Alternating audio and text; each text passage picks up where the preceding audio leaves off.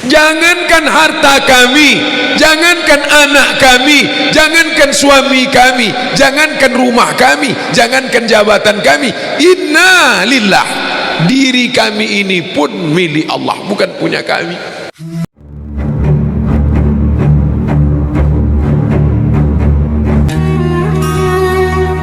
Orang yang tak mengerti kenapa hari berubah menjadi bulan, bulan berubah menjadi tahun, tahun berubah menjadi windu, windu berubah menjadi abad. Kenapa? Ya, selagi matahari masih berputar, dunia berputar, ya berputar. Kalau dia berhenti, ya kita mati. Itu jawaban orang yang tak bertuhan. Tapi bagi orang yang beriman, liya'lamallahu alladzina amanu, Allah mau melihat siapa yang imannya masih tetap bertahan. Tas sama-sama kulit, katanya sama-sama buatan Paris. Ketika sehari, seminggu, sebulan, hari menguji keaslian. Kalau benda materi nampak teruji keasliannya dengan hari, maka iman juga begitu. Siapa yang menyebut? Bukan Abdul Somad, bukan ulama, bukan ustaz. Allah Ta'ala menyebut, liya'lamallahu alladzina amanu. Allah mau menguji siapa yang imannya tetap. Pak Ustaz, kenapa Allah menguji seorang hamba? Apa tak tahu Allah dia beriman atau tidak? Allah Maha tahu. Lalu kenapa diujinya? Allah mau kasih tahu si hamba itu dia layak tidak disebut beriman. Kalau tukang emas, kita bawakan cincin emas, kita mau jual, kita bilang ini emas asli. Lalu dia tes, dia bakar pakai api, dia bilang ini asli. Kenapa dia tes? Karena dia tidak tahu itu asli atau tidak. Allah menguji apakah karena Allah tak tahu? Allah Maha tahu. Wa na'lamu ma tuwaswisu bihi nafsuh. Apa yang berbisik-bisik dalam hatinya kami tahu. Lalu kenapa dia uji? Nampaknya Allah tak tahu saya ini beriman apa tidak, makanya dia uji saya. Allah Maha tahu. Wa huwal alimul khabir. Dia Maha tahu yang tersurat, yang tersirat, yang berbisik, yang terucap, dia tahu. Lalu kenapa dia uji? Dia mau ngasih tahu kamu layak apa tidak disebut orang beriman. Dia mau ngasih tahu kamu yang tiap hari mengatakan asyhadu an la ilaha illallah wa asyhadu anna muhammadar rasulullah, amantu billah, raditu billahi rabba, wa bil islami dina, wa bi muhammadin nabiyya wa rasula, wa bil qur'ani imama. Layak tak kau ucapkan kalimat itu? Maka diujinya. Maka ketika ujian itu datang, jangan terkejut, karena orang yang mengaku S2 pastilah dia diuji tesisnya. Orang yang mengaku doktor pastilah diuji disertasinya. Kalau ada mengaku doktor tapi belum menulis disertasi, berarti palsu. Kalau ada mengaku layak menjabati suatu tempat tapi belum teruji, berarti palsu. Yang palsu tak layak untuk menerima hadiah. Bapak Ibu yang dimuliakan Allah Subhanahu wa taala, maka ketika ujian itu datang, pada hari silih berganti itulah datang ujian. Wala nabluwannakum bisyai'im minal khauf. Kami uji dia dengan takut. Ujian yang pertama, khauf, takut. Yang kaya takut miskin, yang senang takut susah, yang sayang pada anak takut anak mati, yang sayang pada ayah takut, yang punya istri takut istrinya meninggal, yang punya suami takut suaminya mendahului dia. Takut.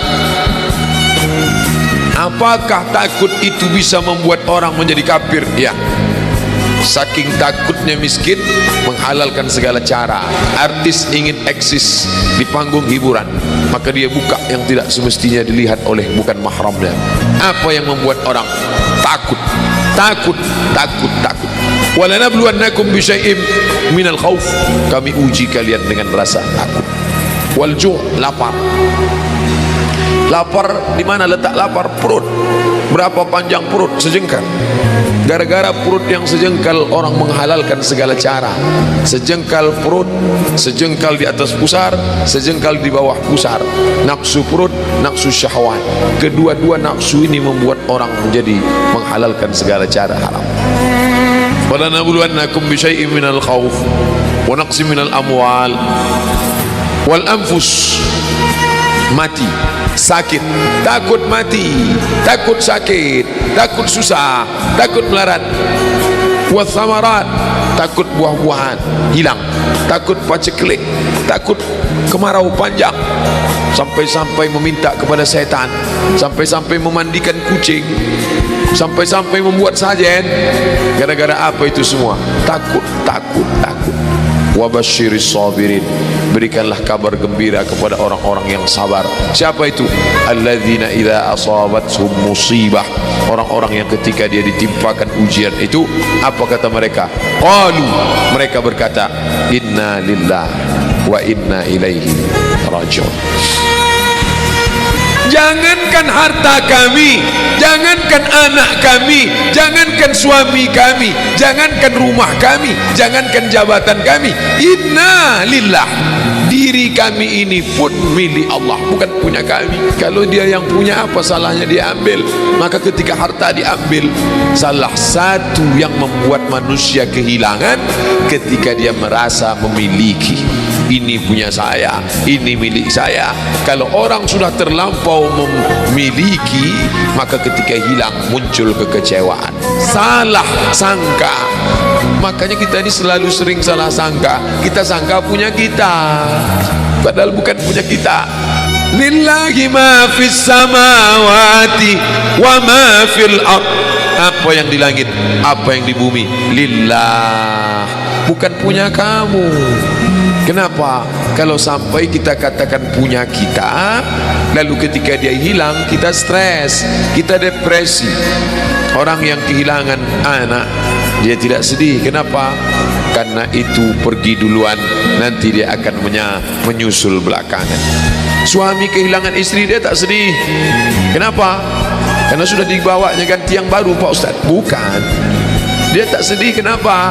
Karena dia tahu nanti saya akan berjumpa dengan dia di tempat yang lebih kekal abadi.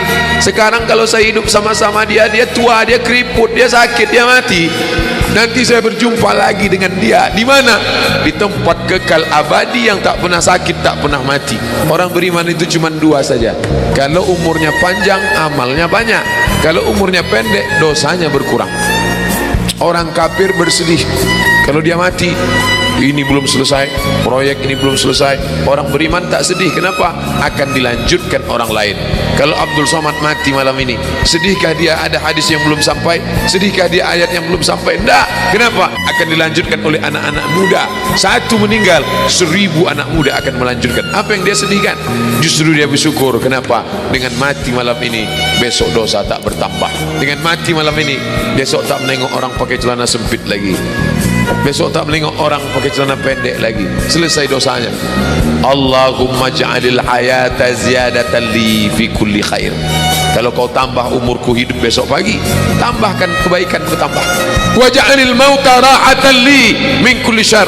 Kalau kau takdirkan mati malam ini, berhenti dari dosa, istirahat dari perbuatan maksiat. Maka orang Islam itu, ala, ketahuilah, inna awliya Allah, orang-orang yang menolong agama Allah, bagaimana sifat mereka? La khawfun alaihim wa la hum yahzanun. La khawfun, tak ada takut, wa la hum yahzanun, tak ada sedih.